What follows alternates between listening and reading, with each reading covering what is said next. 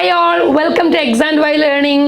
മക്കളെ, നമ്മളെ ആനുവൽ എക്സാമിന് നിങ്ങൾ നന്നായിട്ട് പ്രിപ്പയർ ചെയ്ത് എക്സാം ഒക്കെ എഴുതിക്കൊണ്ടിരിക്കുന്ന സമയമാണെന്ന് അറിയാം. നമ്മൾ ബേസിക് സയൻസിലെ ഒരു 2 ചാപ്റ്ററിൽ സ്ഥിരമായിട്ടൊക്കെ വരുന്ന കുറച്ച് പ്രോബ്ലംസ് ആ ചാപ്റ്റർ നമ്മൾ പഠിച്ചിട്ടുണ്ടോ എന്ന് ടെസ്റ്റ് ചെയ്യാൻ സാധിക്കുന്ന രൂപത്തിലുള്ള ഒരു 4-5 പ്രോബ്ലംസ് നമ്മൾ മുൻ വർഷങ്ങളിലെ പരീക്ഷയെ ബേസ് ചെയ്തുകൊണ്ട് എന്ത് ചെയ്യാണ് ഇവിടെ ഡിസ്കസ് ചെയ്യാൻ വേണ്ടി പോവാണ്. ഓക്കെ, അപ്പോൾ ബേസിക് സയൻസിൽ നമുക്കറിയാം പല ടൈപ്പ് ചാപ്റ്ററുകളുണ്ട്. അതിലെ നമുക്ക് ഇന്ന് നമ്മൾ ഡിസ്കസ് ചെയ്യുന്നത് 3-ാമത്തെയും 5-ാമത്തെയും ചാപ്റ്ററിലുള്ള കുറച്ച് ക്വസ്റ്റ്യൻ ആണ്. നമുക്കറിയാം വാട്ടറുമായി ബന്ധപ്പെട്ട ചാപ്റ്ററാണ് 3-ാമത്തെ, ജലവുമായിട്ട് ബന്ധപ്പെട്ട്. 5-ാമത്തെ ചാപ്റ്റർ നമുക്കറിയാം എനർജി റിസോഴ്സുമായിട്ട് അല്ലെ, ഊർജ്ജ സ്രോതസ്സുകളും ഒക്കെ ആയിട്ട് ബന്ധപ്പെട്ടതാണ് 5-ാമത്തെ. അപ്പൊ ഇതിലെ ചോദ്യങ്ങളാണ് നമ്മൾ എന്ത് ചെയ്യാൻ പോണത് ഇവിടെ ഡിസ്കസ് ചെയ്യുന്നത്. അപ്പൊ സ്ഥിരമായിട്ട് ഒരുപാട് ചോദ്യങ്ങൾ വന്നതാണ്.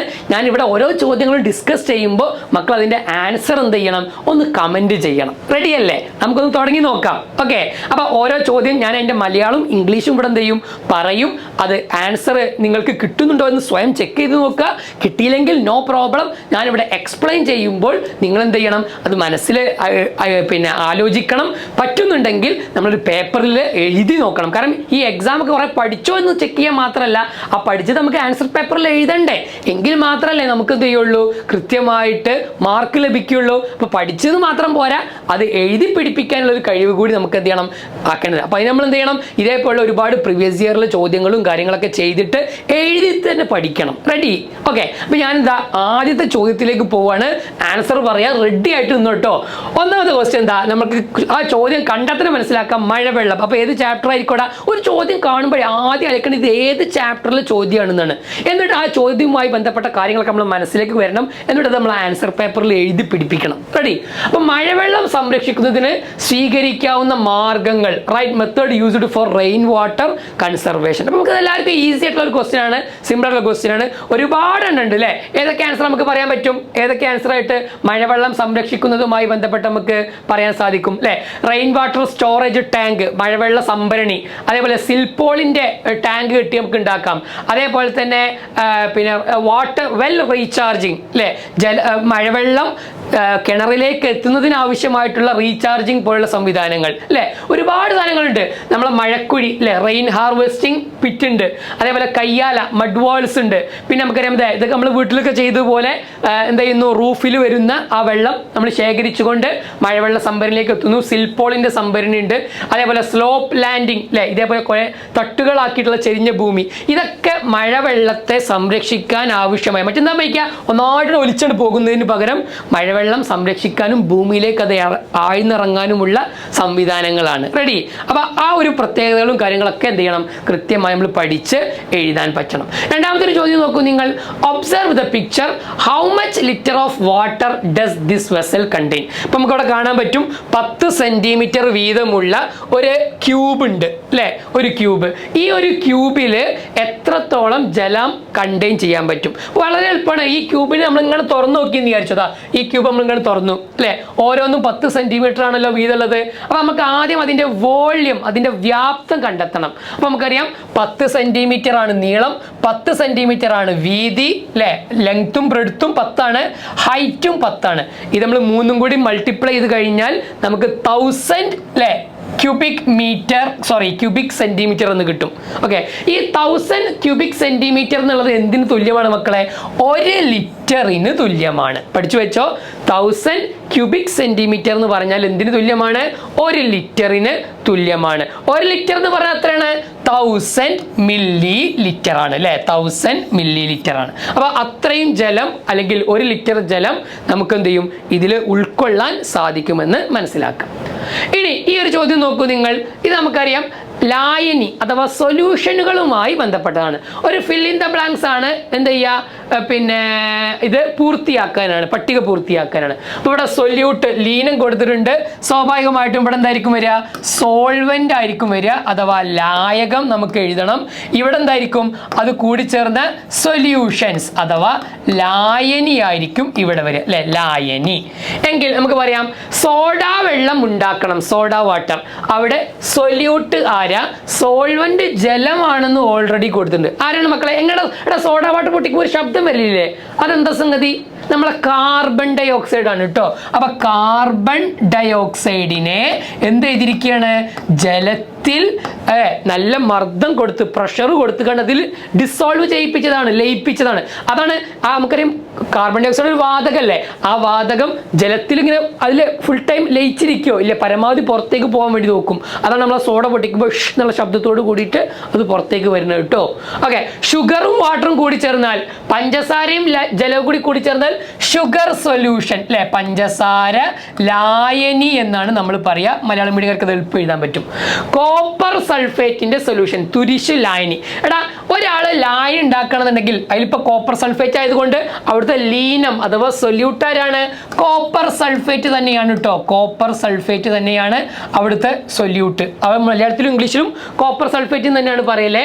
അവിടെ അത് ജലത്തിൽ എന്ത് ചെയ്യും, ജലത്തിൽ അല്ലെങ്കിൽ വാട്ടറിൽ ഡിസോൾവ് ചെയ്ത് കഴിഞ്ഞാൽ, ലയിപ്പിച്ചാൽ നമുക്ക് എന്ത് കിട്ടും, തുരിശ് ലായനി, കോപ്പർ സൾഫേറ്റിന്റെ സൊല്യൂഷൻ കിട്ടും. ഓക്കെ, അപ്പൊ ഇങ്ങനെ അതിലെ ലീനവും ലായകവും ആരാണെന്ന് കൃത്യമായി അറിയാൻ നമുക്ക് സാധിക്കേണ്ടതുണ്ട്. ഓക്കെ, അപ്പൊ ലീനം, ലായകം, ലായനി അല്ലെ, ഏത് വസ്തുവിനെയാണോ ലയിപ്പിക്കുന്നത് അതാണ് ലീനം, ഏതിലാണോ ലയിക്കുന്നത് അതാണ് ലായകം അല്ലെ, അഥവാ സോൾവെന്റ്. ഇത് രണ്ടും കൂടി ചേർന്ന് എന്ത് കിട്ടും, സൊല്യൂട്ടും അല്ലെ. ഈ സൊല്യൂട്ടിനെ സോൾവെന്റിൽ എന്ത് ചെയ്യുന്നു, ഡിസോൾവ് ചെയ്യിപ്പിക്കുന്നു, ലയിപ്പിക്കുന്നു. അപ്പൊ നമുക്ക് എന്ത് കിട്ടും, സൊല്യൂഷൻ അഥവാ ലായനി കിട്ടും.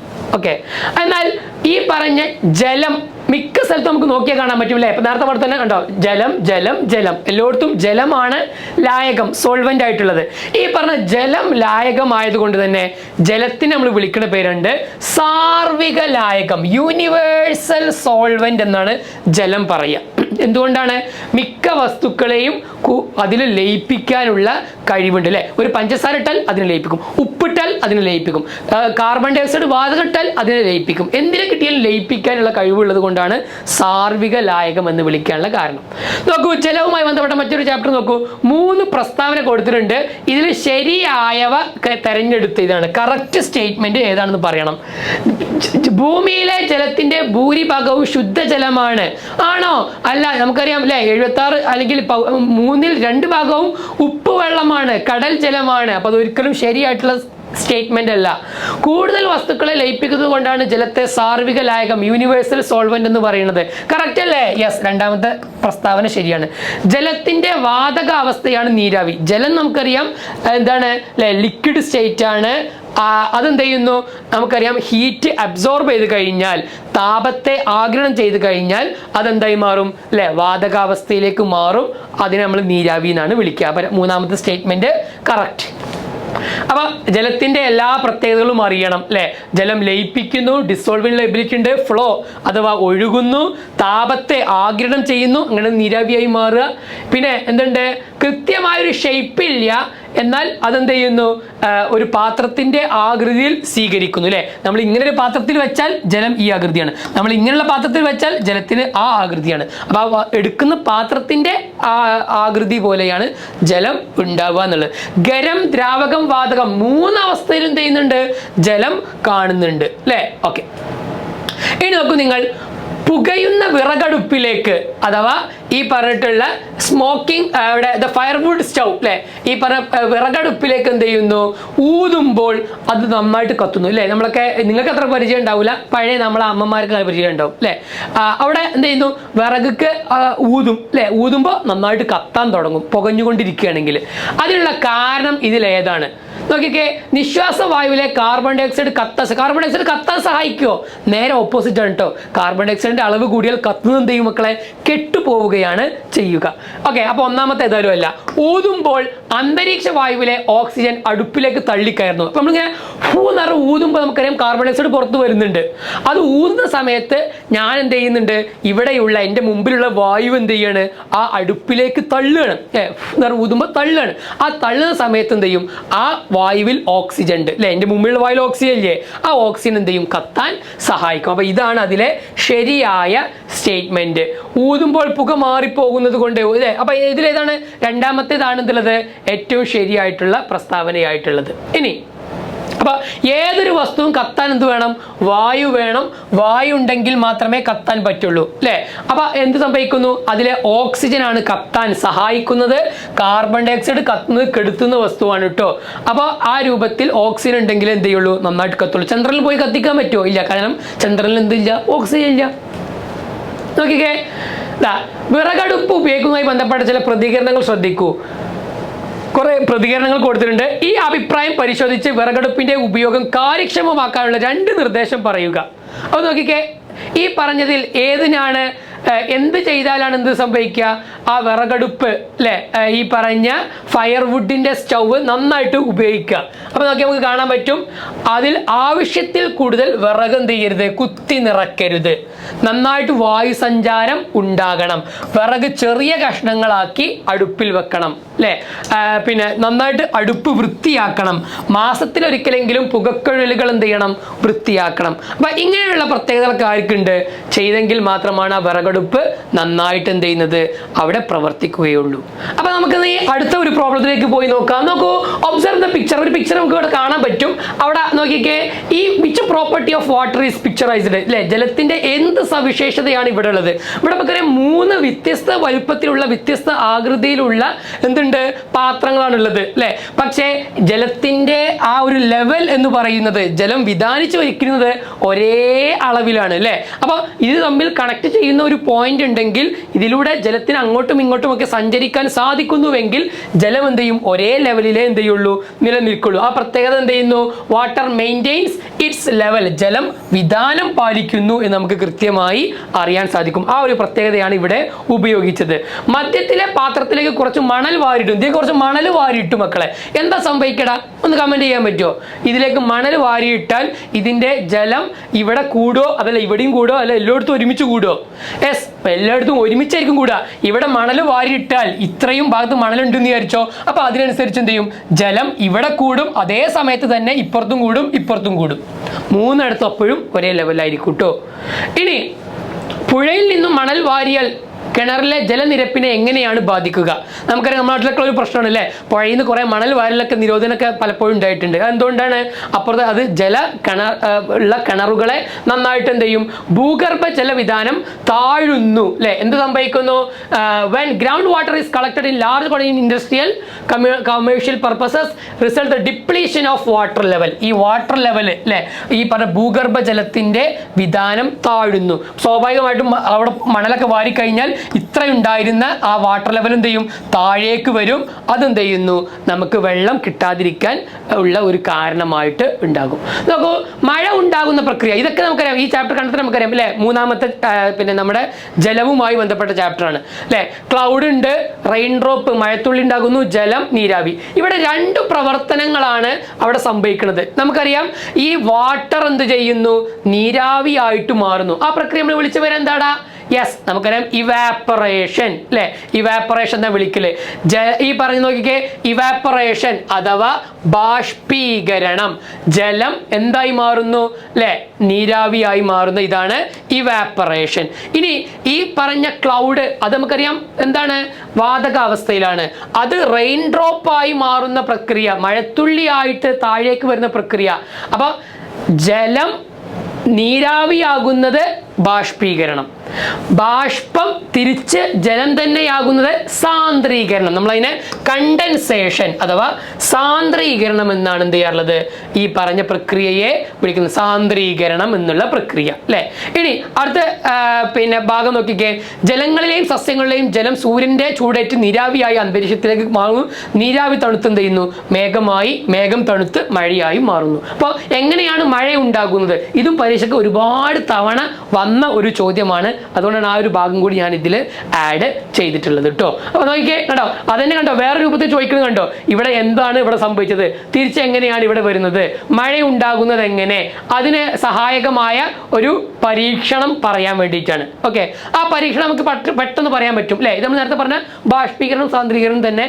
എങ്ങനെയാണ് മഴ ഉണ്ടാകുന്ന പ്രക്രിയ അല്ലെ? നമുക്ക് ഉദാഹരണം പറയുകയാണെങ്കിൽ, ഒരു എന്താ ചെയ്യുക? ഇതേപോലെയുള്ള ഒരു പാത്രം എടുത്ത് നമ്മൾ ചൂടാക്കുന്നു. ചൂടാക്കി അതിൽ ജലം ഉണ്ടാവുമല്ലോ. ഈ ജലം എന്ത് ചെയ്യും മക്കളെ? മക്കളെ? നീരാവിയാകും. ആ നീരാവി നമ്മൾ എന്ത് ചെയ്യുന്നു? മുകളിൽ ഒരു ഫ്രൈ പാൻ പോലെയുള്ള ഒരു പാത്രം വെച്ച് കഴിഞ്ഞാൽ ആ നീരാവി ഇങ്ങനെ ഇതിലേക്ക് വരും. അവിടെ കുറച്ച് നേരം നമുക്കറിയാം ഇവിടുത്തെ അത്ര ചൂട് ഇവിടെ ഉണ്ടാവുമോ? ഇല്ല, ചൂട് കുറവായിരിക്കും. അപ്പൊ അത് തണുത്തെന്താകുന്നു? ജലത്തുള്ളിയായി മാറുന്നു. അപ്പൊ ഇതാണ് അവിടെയും സംഭവിക്കുന്നത്. നീരാവിയാകുന്നു, അതാണ് നമ്മൾ പറഞ്ഞ ബാഷ്പീകരണം. തിരിച്ച് സാന്ദ്രീകരണം അഥവാ കണ്ടൻസേഷൻ, ഇവിടെ അത് തണുത്തുകൊണ്ട് സംഭവിക്കും. ഓക്കെ, ഒരു ചോദ്യം. 2 ലാമ്പുകൾ കാണാം, ബൾബുകൾ കാണാം. ഫിലമെന്റ് ബൾബ്, LED ബൾബാണ് കൊടുത്തിരിക്കുന്നത്. രണ്ടിൽ നിന്നും ഒരേ പ്രകാശം ലഭിക്കുന്നു. 2 വൈദ്യുത ബൾബുകളും 5 മണിക്കൂർ വീതം പ്രകാശിക്കുന്നു. ഏത് ബൾബായിരിക്കും കൂടുതൽ വൈദ്യുതി ഉപയോഗിക്കുന്നുണ്ടാവുക? നമുക്കറിയാം ഫിലമെന്റ് ഉണ്ട്, LED ബൾബ് ഉണ്ടെങ്കിൽ ഏറ്റവും കൂടുതൽ വൈദ്യുതി ഉപയോഗിക്കുന്നത് ആരാണ്? ഈ പറഞ്ഞ ഫിലമെന്റ് ബൾബാണ്. ഓക്കെ, ഫിലമെന്റ് ബൾബ് പ്രകാശിക്കുന്നതിന് കൂടുതൽ വൈദ്യുതി ആവശ്യമുണ്ടോ? ടെക്സ്റ്റ് ബുക്കിൽ അതേ പോയിന്റിനാടാ. ടെക്സ്റ്റ് ബുക്ക് നന്നായിട്ട് വായിക്കണമെന്നാണ് നമുക്ക് ഈ പറഞ്ഞ ചോദ്യങ്ങളുടെ ഉത്തരം മനസ്സിലാക്കുക. എന്നാൽ അതേ വെളിച്ചത്തിൽ തന്നെ CFL അല്ലേ, അത് പ്രവർത്തിക്കുന്നതിന് വളരെ കുറച്ച് വൈദ്യുതി മതി. അതിനാൽ ഊർജം ലാഭിക്കാൻ ഏതാണ് നല്ലത്? CFL ആണ് നല്ലത്. കൂടുതൽ ഊർജ്ജലാഭം ഉണ്ടാക്കുന്ന ഇന്ന് പലപ്പോഴും ഉപയോഗിക്കുന്ന ഏത് ബൾബാണ്? LED, ലൈറ്റ് എമിറ്റിംഗ് ഡയോഡ് ലാമ്പുകളാണ്. അത് നമുക്കറിയാം ഇന്ന് നമുക്ക് ഉപയോഗിച്ച് കഴിഞ്ഞാൽ വളരെ കുറഞ്ഞ അല്ലേ. പണ്ടൊക്കെ നമുക്കറിയാം മഞ്ഞ കളറുള്ള ആ ബൾബായിരുന്നു. ഇന്ന് എന്തായി മാറി അല്ലേ? നമുക്കറിയാം വൈറ്റ് കളറുള്ള ഈ പറഞ്ഞ CFL-ഉം LED ഒക്കെ വരാൻ തുടങ്ങി. ഓക്കെ, ഈ ബൾബുകളിൽ ഇൻക്യുബേറ്ററിൽ ഉപയോഗിക്കുന്നതിന് ഏതാണ്? അത് നമ്മളെ ഫിലമെന്റ് ബൾബാണ്. ഇൻക്യുബേറ്റർ ഇതിൽ നിന്ന് ഫിലമെന്റ് ബൾബിന്റെ പ്രത്യേകത എന്താ വെച്ചാൽ കൂടുതൽ താപമുണ്ടാകും, പ്രകാശം കുറവായിരിക്കും. കമ്പാരിറ്റീവ്ലി താപമാണ് കൂടുതൽ വൈദ്യുതി എന്ത് ചെയ്യുന്നത് ഉപയോഗിക്കുന്നത്. ഇവിടെ നേരെ ഓപ്പോസിറ്റാണ്. കുറഞ്ഞ താപേ പുറത്തു വിടുള്ളൂ, പക്ഷെ കൂടുതൽ എന്ത് ചെയ്യും? ലൈറ്റ് പുറത്തു വിടും. അപ്പോൾ ചൂട് കൂടുതൽ കിട്ടാനാണ് ഇൻക്യുബേറ്ററിൽ. ഇപ്പം നമുക്കറിയാം ചെറിയ കോഴിക്കുഞ്ഞുങ്ങളെയൊക്കെ വിരിയിക്കാൻ വേണ്ടിയിട്ടൊക്കെ അല്ലെങ്കിൽ അങ്ങനെയുള്ള സംവിധാനങ്ങളിലൊക്കെ എന്ത് ചെയ്യും? ഇൻക്യുബേറ്ററുകളിലൊക്കെ ഈ ഫിലമെന്റ് ബൾബ് ഉപയോഗിക്കും. കാരണം കൂടുതൽ ചൂട് കിട്ടണം, കുറച്ച് ലൈറ്റും കിട്ടണം. ഓക്കെ, ഇനി വീട്ടിലെ വൈദ്യുതി ഉപയോഗം നിയന്ത്രിക്കാൻ എന്താ ചെയ്യേണ്ടത്? എല്ലാവർക്കും അറിയാം, ഇത് ജനറൽ ക്വസ്റ്റ്യൻ ആണ് അല്ലേ. പൊതുവെ നമ്മൾ എന്താ ചെയ്യുക? ആവശ്യത്തിന് മാത്രം എന്ത് ചെയ്യുക? ഫാന് ലൈറ്റ് ഉപയോഗിക്കുക. അതേപോലെ ഇസ്തിരിപ്പെട്ടിയൊക്കെ ഒരു തവണ മാത്രം എന്ത് ചെയ്യുക? എല്ലാ ഡ്രസ്സും കൊണ്ട് ഒരുമിച്ചൊക്കെ ഓരോ ഡ്രസ്സിനും ഓരോ തവണ ഇസ്തിരിപ്പെട്ടി ഓണാക്കാൻ നിൽക്കേണ്ട ആവശ്യമില്ല അല്ലേ. ആവശ്യമില്ലാത്ത സന്ദർഭങ്ങൾ അല്ലെങ്കിൽ നമ്മുടെ ഉപയോഗം കഴിഞ്ഞാൽ അപ്പം തന്നെ ലൈറ്റും ഫാനൊക്കെ ഓഫ് ആക്കുക അല്ലേ. ഈ പറഞ്ഞ പോലെ LED പോലെയുള്ള ബൾബുകൾ ഉപയോഗിക്കുക. ഇതൊക്കെ എന്താണ്? വൈദ്യുതി നമുക്ക് ഉപയോഗിക്കുന്നതിന് കുറഞ്ഞ അളവിൽ കിട്ടും. Okay, yes. ഇതാ നിങ്ങൾക്കൊരു ചോദ്യം തരികയാണ്. വളരെ സിമ്പിൾ ആയിട്ടുള്ള ക്വസ്റ്റ്യൻ ആണ്. പ്രകൃതിക്ഷോഭങ്ങൾ ഉണ്ടാകുമ്പോൾ സേവന സന്നദ്ധതയോടെ ദുരിതാശ്വാസ പ്രവർത്തനങ്ങളിൽ ഏർപ്പെടുന്ന ഒരുപാട് സന്നദ്ധ സംഘടനകളുണ്ട്. ഇപ്പം നമുക്കവിടെ ഫ്ലഡ് വന്നു, അല്ലെങ്കിൽ ഒരു ഭൂകമ്പം വന്നു, ഇങ്ങനെയുള്ള പ്രശ്നങ്ങളൊക്കെ ഉണ്ടാകുമ്പോൾ ഒരുപാട് സേവന സന്നദ്ധ സംഘടനകൾ ഉണ്ടാകും. നിങ്ങളുടെ വിദ്യാലയത്തിലെ സേവന സന്നദ്ധരായ കുട്ടികൾക്ക് പ്രവർത്തിക്കാൻ അനുയോജ്യമായ ഒരു സന്നദ്ധ സംഘടനയുടെ പേര് എഴുതുക. അപ്പൊ ഈ ചോദ്യത്തിന്റെ ഉത്തരം നമ്മൾ എവിടെ ഉണ്ട്? ചാപ്റ്ററിൽ ഉണ്ട്. ഒരു പ്രകൃതിക്ഷോഭം വന്നു കഴിഞ്ഞാൽ, ഒരു നാച്ചുറൽ കലാമിറ്റി അല്ലെങ്കിൽ ഒരു പ്രോബ്ലംസ് ഒക്കെ വന്നു കഴിഞ്ഞാൽ അവിടെ നമുക്കൊക്കെ പ്രവർത്തിക്കാൻ സാധിക്കുന്ന ഒരു 2-3 സംഘടനകളുടെ പേര് നമ്മൾ ടെക്സ്റ്റ് ബുക്കിൽ കൃത്യമായി എന്ത് ചെയ്യുന്നുണ്ട്? പറയുന്നുണ്ട്. ഈ ഒരു ചോദ്യത്തിന്റെ ഉത്തരം നിങ്ങൾ ഈ വീഡിയോ അവസാനിക്കുമ്പോൾ കമന്റ് ആയിട്ട് രേഖപ്പെടുത്തുക. കാരണം നമ്മൾ പഠിച്ചു ചെക്ക് ചെയ്യാൻ വേണ്ടിയിട്ടുള്ള ഒരു ചോദ്യം ഇതാണ്. രണ്ടാമത്തത്, find out the reason for land slide from the following. ഈ പറഞ്ഞ ഉരുൾപൊട്ടലിന് കാരണമായിട്ടുള്ള ഒരു 4 പോയിന്റുകൾ കൊടുത്തിട്ടുണ്ട്. ഇതിൽ ഏതൊക്കെയാണ് ശരിയായിട്ടുള്ള കറക്റ്റ് ആയിട്ടുള്ള സംഗതി എന്നുള്ളതാണ്. ഉരുൾപൊട്ടുന്നതിന് കാരണമായിട്ടുള്ള 4 പോയിന്റിൽ 1, 2, 3, 4ൽ 1 ആണെങ്കിൽ 1 എന്ന് കമന്റ് ചെയ്യുക. പരീക്ഷയ്ക്ക് എഴുതുമ്പോൾ ഫുൾ ആയിട്ട് എഴുതണം കേട്ടോ. ഇപ്പോൾ 1 ആണ് ആൻസർ എന്നുണ്ടെങ്കിൽ അത് പരീക്ഷയ്ക്ക് എഴുതുമ്പോൾ 1 എന്ന് മാത്രം എഴുതരുത്, അത് കംപ്ലീറ്റ് ആയിട്ട് തന്നെ ഈ പോയിന്റ് മുഴുവൻ എഴുതണേ പരീക്ഷ പേപ്പറിൽ. ഓക്കെ, ശരി. അപ്പോൾ ഈ പറഞ്ഞ 4 എണ്ണത്തിൽ ഏതാണ് പിന്നെ ഈ പറഞ്ഞ ഉരുൾപൊട്ടുന്നതിന് കാരണമായിട്ടുള്ളത് എന്നുള്ളതിന് കൃത്യമായ ഉത്തരം ഈ വീഡിയോക്ക് താഴെ നിങ്ങൾ കമന്റ്. അപ്പോൾ 2 ചോദ്യങ്ങൾ നിങ്ങളെ ഞാൻ ഏൽപ്പിക്കുകയാണ് ഹോംവർക്കായിട്ട്. ആ 2 ചോദ്യങ്ങളുടെയും ഉത്തരം ചെയ്യുക, നിങ്ങൾ വീഡിയോക്ക് താഴെ കമന്റ് ചെയ്യുക. ഇതേപോലുള്ള ഒരുപാട് കാര്യങ്ങളുമായിട്ട് മറ്റുള്ള ചാപ്റ്റേഴ്സും മറ്റുള്ള സബ്ജക്റ്റുകളിലുള്ള ഇതേപോലുള്ള ക്വസ്റ്റ്യനുകളൊക്കെ ആയിട്ട് നമ്മുടെ ഈ ഒരു ചാനൽ നിങ്ങൾക്ക് ലഭ്യമാണ്. അത് കൃത്യമായി നമ്മൾ എന്ത് ചെയ്യുക? ഉപയോഗപ്പെടുത്തുക. വരും വർഷങ്ങളിലും ഒരുപാട് ഇതേപോലുള്ള സ്കൂൾ എക്സാം മാത്രമല്ല ഒരുപാട് കോമ്പറ്റീഷൻ എക്സാമ്പിൾ നമുക്ക് USS ഉണ്ട്, അതേപോലെയുള്ള പിന്നെ NMMS ഉണ്ട്, അവിടുന്ന് അങ്ങോട്ട് ഒരുപാട് ഒളിമ്പ്യാഡുകളൊക്കെ നമുക്കുണ്ട്. അതിലൊക്കെ നമുക്ക് എന്ത് ചെയ്യണം, നന്നായിട്ട് പെർഫോം ചെയ്യാനുള്ള മുഴുവൻ കാര്യങ്ങളുമായിട്ടാണ് നമ്മുടെ ഈ ഒരു Exam&Y ചാനൽ ഉള്ളത്. നിങ്ങൾ തീർച്ചയായിട്ടും ചാനൽ എന്ത് ചെയ്യുക, സബ്സ്ക്രൈബ് ചെയ്യുക, കൂട്ടുകാർക്ക് എന്ത് ചെയ്യുക, ഒന്ന് എത്തിച്ചു കൊടുക്കുക, പരമാവധി ഉപയോഗപ്പെടുത്തുക. ഓക്കെ, അപ്പോൾ എക്സാമിന് ഈ ബേസിക് സയൻസിൽ നമുക്ക് മുഴുവൻ മാർക്കും ലഭിക്കണം. അതിന് വേണ്ട എല്ലാ പ്രിപ്പറേഷൻ നമ്മൾ നടത്തുക. ടെക്സ്റ്റ് ബുക്ക് നന്നായിട്ട് വായിക്കണം, കാരണം ഇതൊക്കെ ടെക്സ്റ്റ് ബുക്കത്തെ ക്വസ്റ്റ്യൻസ് ആണ്. എന്നൊരു ചോദ്യം വരുമ്പോൾ ഇത് ഏത് ചാപ്റ്റർ ആണെന്ന് ആലോചിച്ച് ആ ഉത്തരങ്ങളൊക്കെ ആലോചിച്ച് നമ്മൾ ഉത്തര പേപ്പറിലേക്ക് എഴുതി പിടിപ്പിക്കാൻ നമ്മൾ എന്ത് ചെയ്യണം, ഇപ്പോഴേ നമ്മൾ എഴുതി ശീലിക്കണം. അപ്പോൾ ഇതൊക്കെ ഉത്തരം അറിയല്ലോ എന്ന് വിചാരിക്കരുത്. അതുകൊണ്ടാണ് ഞാൻ ലാസ്റ്റ് 2 ചോദ്യം ചെയ്തത് നിങ്ങളോട് കമൻ്റ് ആയിട്ട് ഇടാൻ വേണ്ടി പറഞ്ഞത്. നിങ്ങൾ എന്ത് ചെയ്യുക, അത് എഴുതുക. അപ്പോൾ നമുക്ക് തെറ്റുണ്ടോ ശരിയുണ്ടോ എന്നൊക്കെ കൃത്യമായി നമുക്ക് മനസ്സിന് കറക്റ്റായിട്ട് മനസ്സിലാക്കാൻ സാധിക്കും. അപ്പോൾ എക്സാമിന് എല്ലാവർക്കും അടിപൊളിയായിട്ട് എന്ത് ചെയ്യണം, മുഴുവൻ മാർക്കും ലഭിക്കണം. ഒരു ഓൾ ദ ബെസ്റ്റ് പറഞ്ഞുകൊണ്ട് മറ്റൊരു വീഡിയോയിൽ നമുക്ക് വീണ്ടും കാണാം. താങ്ക്